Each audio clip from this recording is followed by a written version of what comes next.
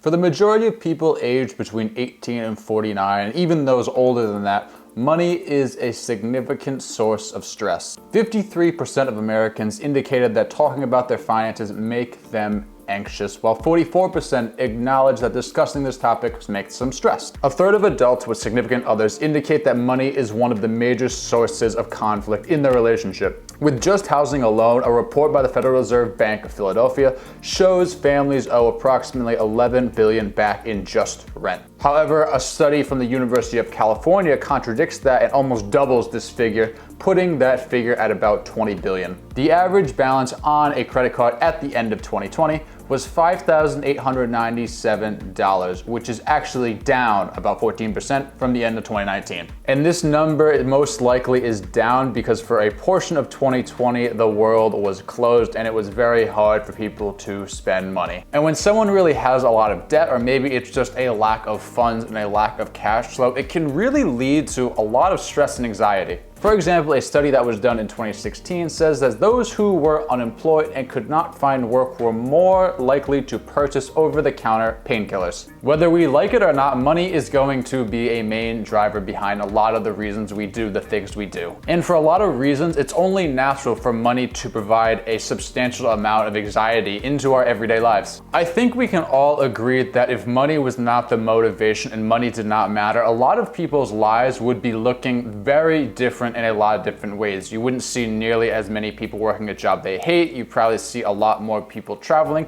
and you wouldn't see as many people stressed out and anxious for reasons revolving around money. But the thing I see, and yes, I completely understand that some people are just put in really bad situations and it's very hard for them to get out of them, and I feel for those people, and I completely understand that, and this video might not be completely directed towards them. But what I do see is that a lot of people can put themselves in a much better financial situation where there's a lot less stress and anxiety just by making a few simple lifestyle changes. So in this video, what I really want to do is I really want to talk about some of the ways that I brainstormed and some of the ways that I went about reducing financial anxiety. And these are very simple methods that every single person watching this video can do. You don't have to be the 1% of the 1%. You don't have to be the Jeff Bezos or the Warren Buffett in order to do these things. You can start doing all of these things today. I really tried to put different things on this list that would hopefully be things that you guys have not heard before in previous videos revolving around financial anxiety. So if you guys do enjoy this, please drop a like on the video. That really helps the channel, really helps the channel grow massively. Also, do not forget to subscribe if you want to see more videos like this, and turn on notifications if you want to see a new video from me every single week, as well as my podcast, which I do release on Wednesdays. The first item up on this list, and this is going to be one of the more common ones that you have probably heard before, but the first item is creating a budget and sticking to it. Now, you hear all the time that people need to cut back on their spending, they need to watch where their money is going, they need to budget better. But a lot of the times when people say that, it doesn't last. It might last for a couple of days, maybe a couple of weeks, and before you know it, they're going right back down the same exact rabbit hole where they started. And I like to compare this to that person who decides, I want to lose 10, 20, 30 pounds, however much weight they want to lose, and they end up doing it successfully. But the problem is, once they lose that weight, they go right back into their old habits because they don't accept that it's a lifestyle change and it's not something that's just temporary. I personally think budgeting and dieting are the same in a lot of ways. You really need to stick to it and focus on it from a long-term perspective. It's not something that you can just do for a short amount of time and see a quick fix, at least in my personal opinion. And something else you see a lot with dieting, or at least what I see a lot with dieting, is I'll see a lot of people who maybe they want to lose 20 pounds, let's say. And instead of doing it the healthy way where they're saying, I want to lose 1 to 2 pounds a week and just focus on that for 8 to 10 weeks, they decide that they want to lose the weight as quickly as possible and get it over with. So they slash their calories in half. Maybe they're only eating a couple hundred calories a day, and it just does not work out for them in the long run. And I feel like people do this same exact thing with budgeting as well. Now, let me start off by saying there's a difference between budgeting to be better with money and allocate your capital to better places, and budgeting to get out of a really bad debt. If you are budgeting to get out of bad debt, this could look a little different. But if you're someone that just maybe looked at your credit card statement, or maybe you just moved out of your parents' house and you really need to watch where your money is going, this could be a very good strategy for you to utilize. And this strategy is called the 50-30-20 rule of budgeting. Now, I did make a video a long time ago, probably about a year ago, about the 50-30-20 rule of budgeting, going over that all in depth. So I'm really not going to go into too much detail in this video, but basically to give you a really quick rundown, the 50-30-20 rule of budgeting is you spend 50% of your after-tax income on your necessities. Then you spend 30% on your wants. So going out to eat, going out for drinks, maybe buying those shoes, those clothes, and then the 20% you put towards saving and investing. And you can alter these numbers. They don't have to be 50-30-20. If you find that you really don't need that much for your needs, or maybe you really don't want to spend that much money on things you want, you could even go with, say, 40-20-40, where you're spending 40% of your after-tax income on necessities, 20% on wants, and 40% on investments. I personally think that's a lot more optimal, but hey, that's just me. Again, I'm not gonna go into too much detail on this because I already do have a full video out on it. I can do another video and give more examples. We can go back over to the whiteboard if you guys wanna see that. If you do, let me know down in the comments. The second item up on this list that you can do to reduce financial anxiety is you can downsize. A report from the Consumer Financial Protection Bureau stated that over 11 million people are behind on their rent or mortgage payments. 2.1 million families are behind at least 3 months on their mortgage payments, while 8.8 million are behind on rent. Bottom line, a lot of people can't afford to live where they are living. And in a situation like this, it can make a lot of sense to consider selling your house and downsizing. Now, downsizing can obviously a bit hectic because no one likes to move. I've never met a single person that likes to move, or I've never helped a single person that's really happy about the situation that's going on at that scene. Whether you're just waiting for your lease to run out and you're just picking up all your stuff and moving to a different place, or you're selling your house and going through that hectic process and then picking everything up and moving as well. But the fact of the matter is there are a lot of benefits that you can see from downsizing. First, when you downsize, there's a good chance that you're going to have a lot of stuff that just can't fit into that new place. So it'll really teach you to really prioritize what you need, and it'll help you get rid of some of that clutter. Maybe you can sell it or donate it. Second, there's a good chance when you downsize, it's not going to cost as much as the home you were previously living in. There's a good chance you're not going to have to pay as much in utilities, and your property taxes probably are not going to be as high. And with that combination of things, by default, it's going to put more money into your pocket. So maybe you can use that money to pay down debt. Maybe you can use that money to invest more. Maybe you can just use that money to build up your rainy day fund. And one thing I've learned, money provides opportunities. The third thing up on this list, and I actually think this one has a lot of potential to be really powerful, is you can find an accountability partner. This could be good for really anything that you want to do in life. If you want to start going to the gym, it can really help to have a gym partner. If you want to start running, it can really help to have someone by your side. Anything you're doing in life, it can really help to have a partner to continue to motivate you along the way. And you've probably heard this saying before: surround yourself with like-minded people, surround yourself with people that have the same goals, surround yourself with people that are better than you and that are further ahead of you to raise your ceiling. And for the longest time, I honestly thought this was BS, because I always thought, what does it matter what other people are doing? It only matters what I am doing.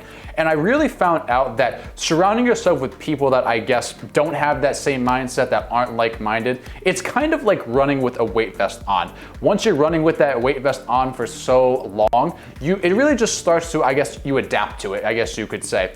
And once you adapt to it, you're just running and you don't really realize how much it's holding you back. And then you take that weight vest off and you start running and you feel light as a feather, and you're like, oh, this is what I was missing this entire time. And research shows that if you tell someone your goals and aspirations, you're going to be more motivated and you're going to be more likely to stick through and follow through. Because think about it, if you want to lose weight, let's say, and you lay out your plan for someone, and I mean really lay out your plan. Don't just go to someone, don't just go to Susie and say, I want to lose weight.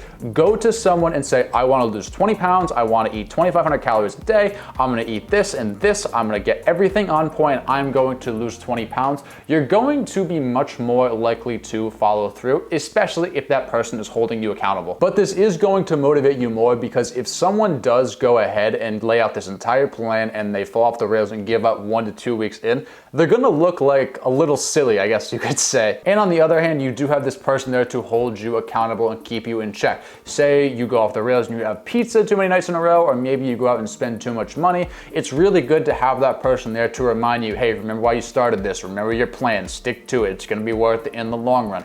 That does a lot more than you think. Number 4 on this list is job security. And this is a big one for a lot of people out there because for the majority of the population, your job dictates your life. And when your job says goodbye to you, you might not have a ton of money coming in, at least for most people. So there's a couple of different ways you can go about this. First, you can make yourself invaluable at your job. You can help that company innovate. You can help that company have more automated processes. Whatever you see, make it better. And for the longest time, and I had this conversation with a friend the other day, I was in the mindset of if I did these things at a job, I would ultimately be replaced. If I started to automate all these processes that the company I was working for did, they wouldn't need me anymore and they would just say, thanks so much for your work, Josh, but we really don't need your position, so we are terminating it. But the way I think about this now, and I think the way that you should go about it, and obviously you need to develop your own opinions and all of that jazz, but the way I look at it is if you can automate things and make things better for a company and continue to help them innovate, they're going to find a spot for you because if you can turn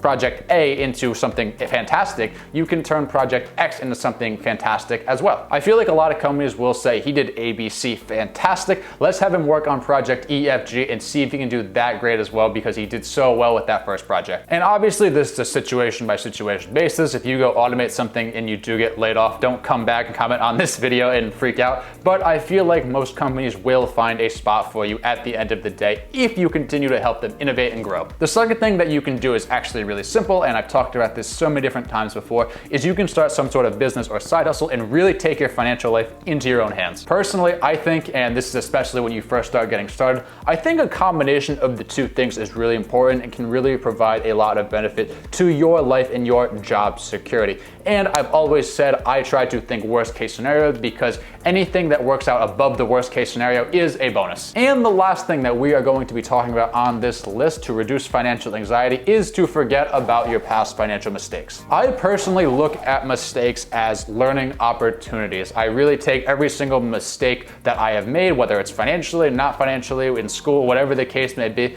and I say, okay, I made this mistake. Why did I make this mistake? Why did I do that? And what lesson can I take from that and ultimately better myself down the line? But the problem is a lot of people really dwell on their previous mistakes, and this is the same exact thing with finances. For example, if someone bought a stock and they didn't do maybe their entire research and they didn't really know what the stock market was, they didn't really know what they're doing, and they ultimately end up losing money, someone might say, I don't want to do that again because I don't want to lose money in the stock market again. The stock market is gambling, it's not right, it's not for me, etc., etc. And I was like this at first too. But me, when I got back into the stock market, I was thinking tons of people have seen great success in the stock market. Tons.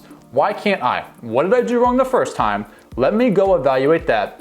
Let me put in the work, let me make sure I know what strategy I am using, and I will see great success as well. So maybe if you have made some financial mistakes in the past, and there's nothing wrong with that, maybe you've put yourself in some bad debt, maybe you've had some bad investments, maybe you've just never been a saver and you really just spend every single dollar that comes in. Just reevaluate that and see where you can do better. Look at it from an objective perspective and say, okay, this went wrong, I could have done this to make it better, and by doing that, it would have made it right, and I could have potentially seen this result. But make sure it's something tangible to measure. Don't just be like, I regret selling this stock on September 5th because on September 6th, it went up 1,000%. Obviously, no one can predict the stock's gonna jump that much in a day. But if you look at a financial mistake from, okay, I bought house A. House A may have not been in my price range, but I was looking at house B, and that was in my price range. So I should have set my emotions and what I want aside and really just focused on buying a house similar to house B. And this just goes back to having more of a growth mindset as opposed to a scarcity mindset. Don't have that type of mindset where you're constantly saying to yourself, I can't do this, I don't know how to do this, this is not for me. Have that mindset where you're really thinking, I can do this is possible, this is figure outable, I just need to sit down and put in the work and really learn. And by really having that growth mindset and by really developing that growth mindset, you're honestly going to be shocked at how much you can accomplish. In saying that, guys, that's gonna be it for this video. Thank you guys so much for watching. I really appreciate it. If you got any sort of value out of it, if this video did help you reduce any sort of financial anxiety that maybe you're experiencing, please drop a like on the video and please subscribe to the channel. Those two things really do help out the channel absolutely in a massive, massive way. We do have a very special podcast coming out. I really had a lot of fun recording this podcast that's coming out on Wednesday, so I hope you guys enjoy that as well. So make sure you check that out. Let me know down in the comments what kind of content you want to see next from me. I always love the suggestions. I always love to hear from you guys in the comments. And I'll see you guys in next week's video.